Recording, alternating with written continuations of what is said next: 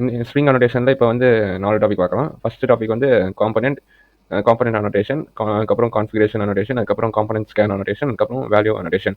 இப்போ வந்து component annotation எதுக்கு யூஸ் பண்ணுறோம்னா, இப்போ வந்து நம்ம எக்ஸ்எம்எல் ஃபைலில் வந்து இந்த பீன் டேக் யூஸ் பண்ணி இந்த கிளாஸ் இந்த ஸ்பெசிஃபை பண்ணுவோம்ல, இந்த கிளாஸுக்கு வந்து ஆப்ஜெக்ட் கிரியேட் பண்ணு. ஸோ அதுக்கு பதிலாக நம்ம வந்து இந்த கிளாஸுக்கு மேலே காம்பனெண்ட் நம்ம வந்து ஒரு அனோடேஷன் எழுதுனா போதும். நம்ம ப்ரோக்ராம் ரன் பண்ணும்போது ஸ்ப்ரிங்கே அந்த கிளாஸுக்கு வந்து ஆப்ஜெக்ட் கிரியேட் பண்ணிடும். நம்ம இந்த எக்ஸ்எம்எல் ஃபைலும் இந்த எக்ஸ்எம்எல் ஃபைலை வந்து ஸ்பெசிஃபை பண்ண வேணாம் பீன் டேக் போட்டு. ஓகேவா? இப்போ வந்து இந்த கான்ஃபிகரேஷன் அனோடேஷன் எதுக்கு யூஸ் பண்ணுறதா, இப்போ வந்து நம்ம எக்ஸ்எம்எல் ஃபைலே எழுத வேணாம். ஸோ அதுக்கு பதிலாக நம்ம என்ன பண்ணுறோம்னா கான்ஃபிகரேஷன் அனோடேஷன் போட்டால் போதும். ஒரு கிளாஸ் மேலே அதுவே அந்த கிளாஸை வந்து இதுவாகத்துக்கும், என்ன சொல்கிறது, அந்த மெட்டாடேட்டா எக்ஸ்எம்எல் ஃபைல் மாதிரி ஒன்று எடுத்துக்கும். ஸோ அதுலேருந்து அது எந்தெந்த கிளாஸுக்கு வந்து ஆப்ஜெக்ட் கிரியேட் பண்ணும், எந்த பேக்கேஜ்லேருந்து ஸ்டார்ட் பண்ணும், அதெல்லாம் வந்து இந்த கான்ஃபிகரேஷன், இந்த காம்பனன்ட் ஸ்கேனும் இந்த ரெண்டுமே சேர்ந்து ஹெல்ப் பண்ணும். ஓகேவா? இப்போ வந்து இந்த ஆட்ரிபியூட்ஸ், இந்த வேரியபிள்ஸ்லாம் இருக்குல்ல, ஐடி, இந்த ஸ்டூடெண்ட்டுக்கு வந்து ஐடி நேம்லாம் இருக்குல்ல. ஸோ சப்போஸ் நம்ம வந்து அதுக்கு வேல்யூ எதாவது கொடுக்கணும்னா நம்ம வேல்யூ ஆட்ரிபியூட் கொடுக்கலாம். ஓகேவா? இப்போ வந்து நம்ம ஒரு எக்ஸாம்பிள் பார்ப்போம். ஓகேவா? இப்போ வந்து இந்த ஸ்ப்ரிங் டியூட்டோரியல் வந்து இன்னொரு பேக்கேஜ் கிரியேட் பண்ணுறேன். ஓகேவா? Package com2 com. சரி, நம்ம வந்து இது வச்சுக்கலாம், annotation, package annotation finish. So இந்த பேக்கேஜ்குள்ள வந்து ஒரு கிளாஸ் கிரியேட் பண்ணுறேன். அந்த கிளாஸுக்கு வந்து இது ஸ்டூடெண்ட்னு ஒரு கிளாஸ் கிரியேட் பண்ணுறேன். ஓகேவா?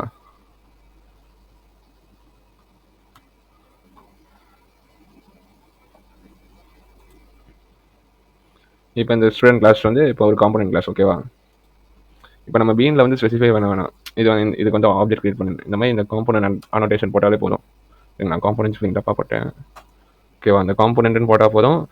நம்ம ஸ்ப்ரிங் ப்ராஜெக்ட் ரன் பண்ணும்போது இந்த கிளாஸுக்கு வந்து ஆப்ஜெக்ட் கிரியேட்டே வந்து ஸ்ப்ரிங் கண்டெய்னர் வந்து ஸ்டோர் ஆகிக்கும். ஓகேவா? இப்போ வந்து இந்த கிளாஸுக்கு வந்து ஸ்டூடெண்ட்டுக்கு வந்து ஒரு ஐடி கொடுத்துக்கிறேன். அதுக்கப்புறம் ப்ளஸ் வந்து ஸ்டூடெண்ட்டுக்கு நேம் கொடுத்துக்கிறேன். ஓகேவா? Spring name. இப்போ இந்த ரெண்டு இதுக்கும் இப்போ வந்து ரெண்டு வேரியபிள் வந்து நம்ம டிக்ளேர் பண்ணியிருக்கோம். ஓகேவா?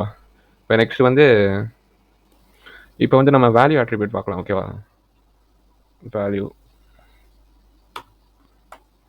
கண்ட்ரோல் ஸ்பேஸ் கொடுத்தீங்கன்னா அது வந்து பேக்கேஜ் வந்துடும். தென் வந்து வேல்யூ கொடுக்கணும். ஓகேவா? டபுள் கோட்டில் ஐடி ஈக்குவல் டு 1, அதுக்கப்புறம் தென் வேல்யூ 15 கொடுக்குறேன். ஓகேவா? இப்போ வந்து வேல்யூ கொடுத்தாச்சு. ஓகேவா? இப்போ நம்ம எக்ஸ்எம்எல் ஃபைல் கிரியேட் பண்ண மாட்டோம்னு சொல்லிட்டோம். இப்போ அனோடேஷன்ஸ்லாம் யூஸ் பண்ணுறது வந்து கொஞ்சம் ஈஸியாக இருக்கும். ஓகேவா? இப்போ வந்து எக்ஸ்எம்எல் ஃபைல் கிரியேட் பண்ணாமல் நம்ம எப்படி நம்ம அந்த கான்ஃபிகர், அந்த மெட்டாடேட்டா எப்படி நம்ம கிரியேட் பண்ண போகிறோம்னா, அது வந்து ஒரு கிளாஸ் கிரியேட் பண்ணி அதுக்கு ஒரு அனோடேஷன் இருக்குது, கான்ஃபிகரேஷன் ஒரு அனோடேஷன். ஸோ அதை யூஸ் பண்ணி நம்ம வந்து இந்த ஸ்பெசிஃபை பண்ணலாம். இந்த மாதிரி பேக்கேஜுக்கு வந்து இந்த பேக்கேஜ்குள்ளே இருக்கிற கிளாஸுக்கு மட்டும் அதுக்கு மேலே எந்தெந்த கிளாஸுக்கு மேலே காம்பனன்ட் இருக்கோ அந்த கிளாஸுக்கு வந்து ஆப்ஜெக்ட் கிரியேட் பண்ணி அது வந்து ஸ்ப்ரிங் கண்டெய்னர் ஸ்டோர் ஆகுன்னு சொல்கிற மாதிரி நம்ம வந்து ஒரு கான்ஃபிகரேஷன் ஒரு கிளாஸ் கிரியேட் பண்ண போகிறோம். ஓகேவா? ஸோ நான் வந்து ஒரு கான்ஃபிக்னு ஒரு கிளாஸ் கிரியேட் பண்ணிக்கிறேன். ஸோ அதுக்கு மேலே வந்து கான்ஃபிகரேஷன் ஒரு கிளாஸ் போட்டுக்கிறேன். ஓகேவா?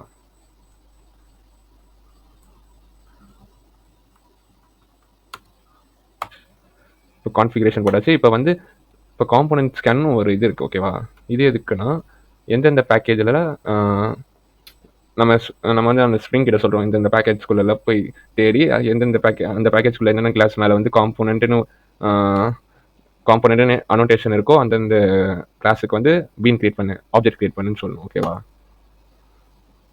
ஸோ அதான் இந்த காம்பனன்ட் ஸ்கேனோட வேலை. அதுக்கப்புறம் பேஸ் பேக்கேஜஸ் ஈக்குவல் டு இப்போ வந்து நம்ம பேக்கேஜ் பார்த்து சொல்லணும். இப்போ நம்ம அனோடேஷன் கொடுத்தா அந்த அனோடேஷனுக்குள்ளே என்னென்ன கிளாஸ் இருக்கோ அதுக்கு மேலே என்னென்ன அந்த கிளாஸ் மேலே வந்து காம்பனன்ட்னு அனோடேஷன் இருக்கிற எல்லா கிளாஸுக்கும் ஆப்ஜெக்ட் கிரியேட் பண்ணு அப்படின்னு நம்ம சொல்கிறோம். ஓகேவா? நம்ம ஸ்ப்ரிங் கிட்ட. ஸோ அதான் இந்த கிளாஸ் பண்ண போகுது. ஸோ பேசிக்காக இந்த அனோடேஷன்ஸ்க்கு வந்து இந்த மாதிரி தனியாக இந்த config.xml தேவையில்லை. ஸோ அதுக்கு போல நம்ம config.java இந்த கிளாஸில் இருக்க இந்த கான்ஃபிகரேஷன் அதுக்கப்புறம் இந்த காம்பனன்ட் ஸ்கேனே பார்த்துக்குவோம். ஓகேவா? தென் வந்து இப்போ நான் வந்து மெயின் கிளாஸ் எழுதுறேன்.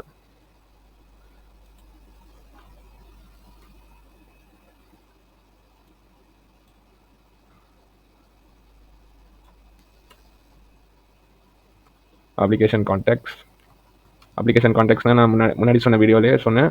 அப்ளிகேஷன் கான்டெக்ட்ஸ் வந்து கண்டெய்னர். ஓகேவா? கண்ட்ரோல் ஸ்பேஸ் கொடுத்தீங்கன்னா பேக்கேஜ் இம்போர்ட் ஆயிரும்.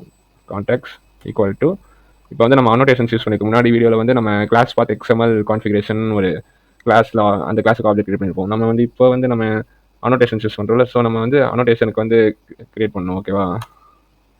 அனோட்டேஷன் கான்ஃபிகர் அப்ளிகேஷன் கான்டெக்ஸ்ட் ஓகேவா கொடுத்துட்டு இதில் வந்து நம்ம அந்த கிளாஸ் பார்த்து வந்து ஸ்பெசிஃபை பண்ணணும் ஓகேவா. நம்ம எந்த கிளாஸ் நம்ம கான்ஃபிகரேஷன் நம்ம இங்கே வந்து நம்ம கிளாஸ் பார்ட் கான்ஃபிகர் எக்ஸாம்பிள் கூட அந்த கிளாஸ் கொடுத்தோம்னா நம்ம வந்து எக்ஸாம்பிள் பார்த்து கொடுக்கணும். இப்போ நம்ம அனோட்டேஷன் கான்ஃபிகர் அப்ளிகேஷன் கான்டெக்ட் கொடுத்துருக்கோம். நம்ம கிளாஸை தான் நம்ம அனோட்டேஷன் போட்டிருக்கோம் ஓகேவா. ஸோ நம்ம இந்த கிளாஸ் பார்த்து தான் நம்ம வந்து கொடுக்கணும் ஓகேவா.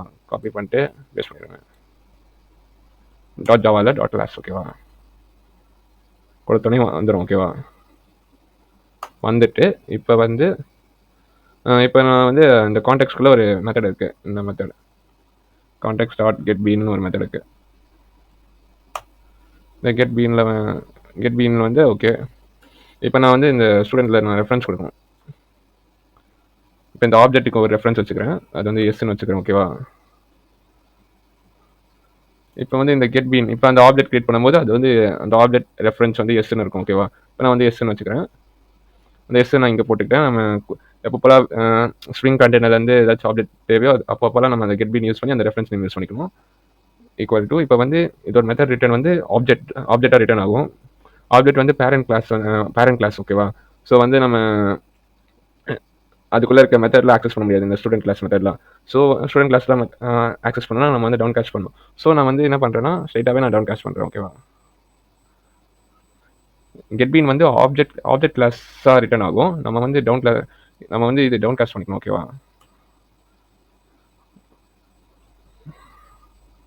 ஸ்டூடெண்ட் எஸ் ஓகேவா.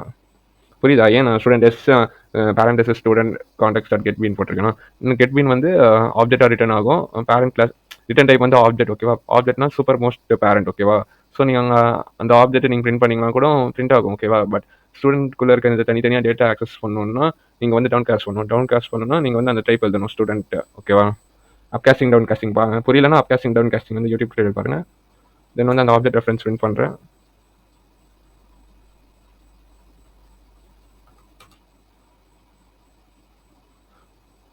இப்போ சேவ் பண்ணிட்டு ரன் ஆனால் பிரிண்ட் ஆயிடும்.